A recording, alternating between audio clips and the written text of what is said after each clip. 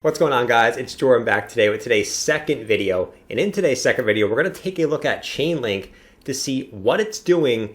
Are we going to consolidate? I think we are, right? I think we're right at that point where historically Chainlink needs to consolidate for a few weeks. All right, guys? So if that sounds good to you, I know that price action doesn't sound good to you, but if that video idea sounds good to you, make sure you guys smack the subscribe button if you're new and you end up actually enjoying today's content. All right, guys, so let's not waste any more of your guys' time. First, we're going to start out on the 4-hour chart. All right, we're going to take a look at what we're doing on the short term, and then we're going to get into the nitty and gritty in the weekly time frame. All right, so on the 4-hour here, what do we have here? Well, you guys know we broke out of our rising wedge here back on February 12th, and we retested it as support once, twice, 3 times, and then we ended up breaking back into the wedge, retesting it as resistance, and now falling back down out of the wedge. All right, so and we got support down here on this green box, which is a huge area looking left. You can see how many peaks and how many supports we have in this general green box, and I think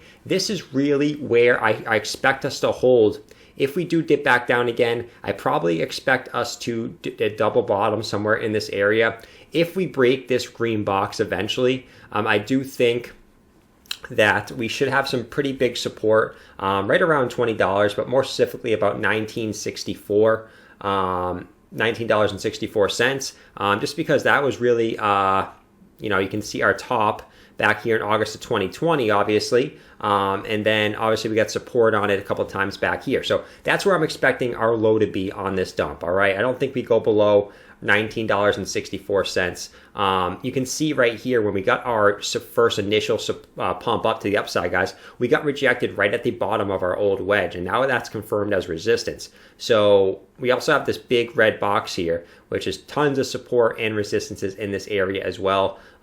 We just can't break this or once, twice, 3 times, and we got support on it all throughout up here before falling down. So I mean, we are falling back down right now. I'm hoping if we do fall, right, for the bullish scenario, we fall here, we just retest this little local high here as support and then continue up, and hopefully we can get through this red box. If whatever reason, right, one of 2 things happens, we just dump back down to the green box. I'm hoping that we do get a double bottom here, or we come back down, retest this red box, and then continue back down, right, and hopefully get a double bottom as well before getting a bounce either way. That's what I'm hoping for. Those are the 2 bullish scenarios. Bearish scenario, like I said, guys, we either do one of those 2 things. We straight strike down, or we get a temporary higher low, and then we break this green box. But I do expecting us to get support somewhere around 1964 if we go that low. I don't necessarily think we will, but we'll have to watch it. There's no really divergences or anything going on the 4-hour or the daily, so we'll look at that on our next Chainlink video once we start getting an edge somewhere in this area, okay? Now, let's switch over to the weekly. This is what we're going to talk about in the meat of this video. You can see Chainlink for its lifetime, right? So since its literally inception back in 2017, it's been in a big rising wedge. Other than one fake out, obviously in our blow off top right here, you can see we've gotten one touch here, one touch here, one touch here, one touch here. And look where exactly on the weekly we just went to, guys. We hit right there. You can see every time we hit the top of this wedge, we end up making a symmetrical triangle that brings us down to the bottom of the wedge, okay? So what did we just do, guys? We hit the top, and now we're coming back down. So I think it's very possible here we end up just making another symmetrical triangle for a few weeks here, and then eventually we end up moving back up to the upside again to continue in this wedge, okay? So that's what I'm expecting to happen here. Also, what's very, very interesting as well, look where, so each of these runs, right, starting from our first one in 2019, you can see on our run up, we end up coming right down to our support band one time, right, and then topping out and then correcting, right? You can see right here, once we broke out of this symmetrical triangle, the first one, we pumped up, we came back down, retested the 10-week EMA, and then continued up to the top, right, and then consolidated. We broke out again, right? We retested our 10-week EMA once.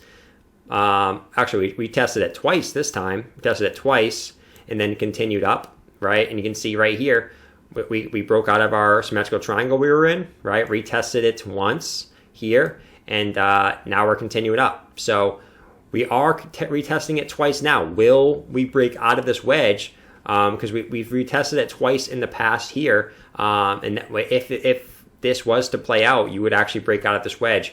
And our measure move out of this wedge is something crazy. We looked at it in the last video. I'm not going to do it again. It's somewhere around $200 and $250, guys, if we break out of this wedge. But I mean, if history was to repeat itself, which it's done once, twice, and 3 times now, and 4 times, we're getting another big dump like we usually do once we hit the top. We are probably going to consolidate here and then move up to the upside eventually, guys. Probably sometime in April or May, most likely, right? It doesn't have to happen that way. I own a bunch of chain links. I would love for it to just break out of this wedge and go up to the upside. But on this channel, I'm a realist, and I just see what I'm seeing in this chart for Chainlink just being in a really just a linear bull run, really since its inception back in 2017. Really just literally consolidating and pumping the exact same ways each time. Okay, so yeah, guys, expect some consolidation here for Chainlink, especially if Bitcoin and Ethereum decide to cool off for a couple weeks. You're gonna see Chainlink just consolidate in a symmetrical triangle. We'll keep looking at it every Chainlink video, see if this continues to play out here. But I'm definitely expecting something like that to play out here. We don't know how this symmetrical triangle is going to look just yet, but something tells me it's probably going to be something like this. We'll have to wait and see as the time comes on that, but just purely speculation on my part. But hope you guys enjoyed the video. That's all we're going to look at today for Chainlink. That's really all we really have to look at, because there's no divergences, nothing on the MACDs, nothing on the EMAs, right? We just wicked off our 10-week EMA. So that's really all we got, guys. So if you guys did enjoy today's video, make sure you smack that subscribe button down below. I'm going to know if you guys press the subscribe button. I'm going to know. Just kidding, guys. We joke over here on this channel. But yeah, if you guys did, just hit the subscribe button. I'm going to be streaming today at 8 p.m. Eastern Standard Time. So make sure you guys are looking out for that, as always. And I'll see you guys over in the live stream. Peace out.